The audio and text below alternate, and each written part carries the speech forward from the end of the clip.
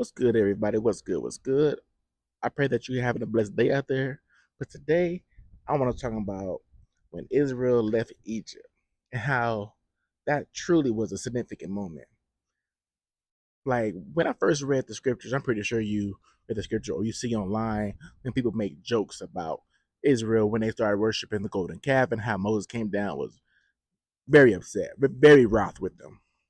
But when you look at that moment of God delivering Egypt, God delivering Israel out of Egypt, shows you how serious the grasp of our sinful nature will hold on to us.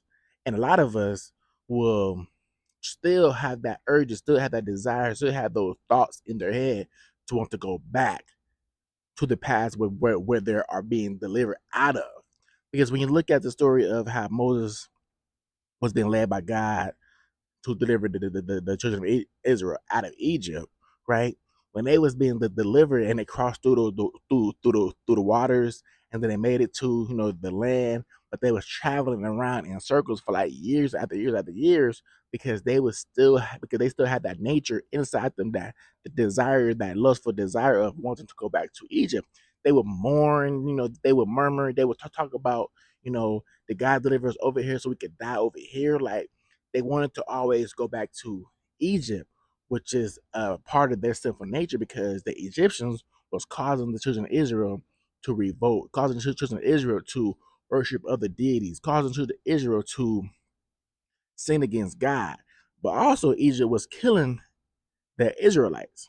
So at the same time, they were dying on two ways. They were dying spiritually and they were dying in the flesh. So when God delivered them spiritually and in the flesh out of Egypt, they still had the thought process in their heads of let's go back to what we know.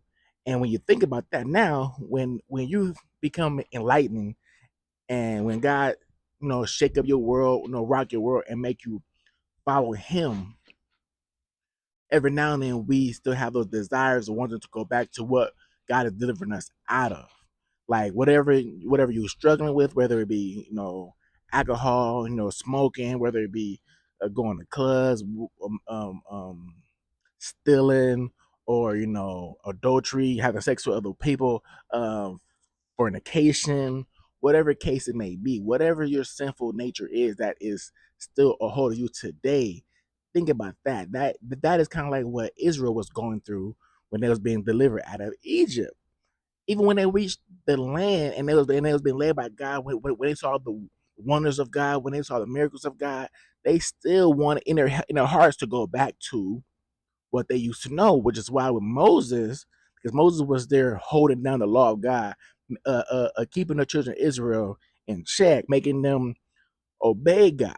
But once Moses was out of sight, out of mind, Israel was left without somebody to scold them, was left without an authority figure because they went to Aaron and they asked Aaron, Moses has been gone for too long.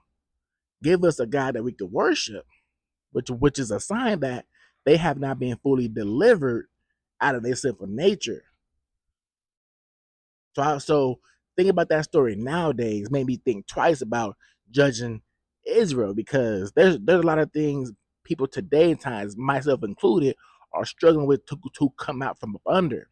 And with the help of Jesus Christ, we are able to do that. But back then was a different time, different, different things that was going on. So I know we make jokes about, what Israel was doing when Moses left and how the worship would go to calf and all this stuff. Cool. But when you think about it, that stuff is like that is some serious stuff. Like it's still happening in today's age. People are still struggling with their sinful natures. People are still struggling with their flesh. They still have that desire to go back to things that God is taking us up out of. And I pray that that you seek God for the help to help you break the bonds or the yoke that is becoming a stumbling block to you. That's what I do each and every day. No matter what's going on in the world, I talk to God all day, every day. But this is just my thought for today. I pray everybody having a blessed day out there. Keep God first, seek God while you can. Tomorrow's not promised, and today is not given. Thanks y'all for tuning in.